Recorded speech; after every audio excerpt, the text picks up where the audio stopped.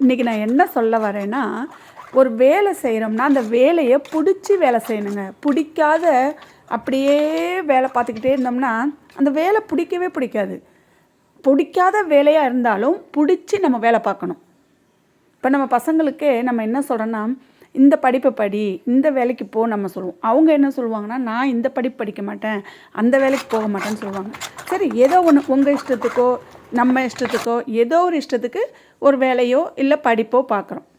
அப்போ நான் என்ன சொல்கிறேன்னா, எல்லா வேலையுமே பிடிச்சி பண்ணுங்கள், எல்லா படிப்புமே பிடிச்சி படிங்கன்றேன்.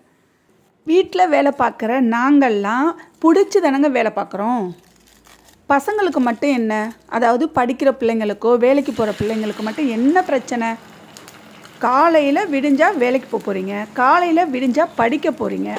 வீட்டில் உள்ள நாங்கள் காலையில் விடிஞ்ச உடனே எத்தனை நாள் உடம்பு சரியில்லைனாலும் நம்ம தான் காலையில் எழுந்துனா வேலை பார்க்கணும். அந்த வேலையை பிடிச்சி தான் வேலை பார்த்துட்ருக்கோம். பசங்களுக்கு மட்டும் என்ன தான் அறிவுனே தெரியலங்க. வேலைக்கு போனாலும் சரி, படிக்க போனாலும் சரி, நாளைக்கு எழுந்தணுமா, நாளைக்கு லீவா, இதே பேச்சு தாங்க.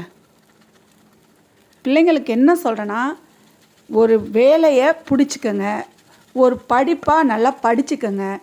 படிப்பு நாளைக்கு கை கொடுக்கும், வேலையும் நாளைக்கு கை கொடுக்கும். படிக்கிறதும் வேலைக்கு போகிறதும் ரெண்டுமே இப்போ இருக்க பிள்ளைங்களுக்கு ரொம்ப அவசியமாக இருக்குது. நாங்கள்லாம் வீட்டில் வேலை பார்க்குறோமே, டெய்லி எழுந்தி டெய்லி எல்லா வேலையுமே வீட்டு வேலை எல்லாத்தையுமே கரெக்டாக டெய்லிங்க வருஷம் சொல்கிறேன் எல்லாத்தையும் முடிக்கிறோம்ல. தூங்கி முழித்த உடனே எனக்கு லீவ் வேணும், வீட்டு வேலையே பார்க்கக்கூடாதுன்னு வீட்டில் இருக்கவங்க யாராவது நினைக்கிறாங்களா? ஆனால் இந்த பிள்ளைங்க மட்டும் தூக்கம் எப்படா வரும், எப்போ தூங்குறது, எப்போ லீவ் கிடைக்கும் அப்படின்னே நினச்சிக்கிட்டே இருக்க பிள்ளைங்களும் நிறைய பேர் இருக்காங்க. ஆனால் வேலையில் ரொம்ப கவனமாக இருக்க பிள்ளைங்களும் இருக்காங்க. ரெண்டுமே இருக்காங்கங்க. நான் ஒருத்தரை மட்டும் நான் சொல்லலை. நான் அந்த தூக்கம்னு நினைக்கிற பிள்ளைங்கக்கிட்ட நான் என்ன சொல்ல வரேன்னா, தூக்கம் எல்லாருக்கும் வருந்தாங்க. வேலை ரொம்ப முக்கியம், வேலையில் கவனமாக இருங்க. படிப்பு ரொம்ப முக்கியம், படிப்பில் கவனமாக இருங்க. உங்களை மாதிரி எங்களுக்கும் லீவ் வேணும் வீட்டில் உள்ளவங்களாம் நினச்சா நீங்கள் இத்தனை காலத்துக்கு சாப்பிட முடியுமா? வீடு சுத்தமாக இருக்குமா? நினச்சி பாருங்கள். அது மாதிரி எல்லா வேலையுமே கஷ்டந்தாங்க. ஒரு வேலை கூட ஈஸியானதுன்னு இல்லை. ஈஸின்னு சொல்கிறது வேலை கிடையாது. ஈஸி அப்படி மட்டும்தான் சொல்ல முடியும். வேலைனா கஷ்டம்தான். கஷ்டப்பட்டாதான் வாழ்க்கையில் ஒரு படி மேலே போக முடியும்.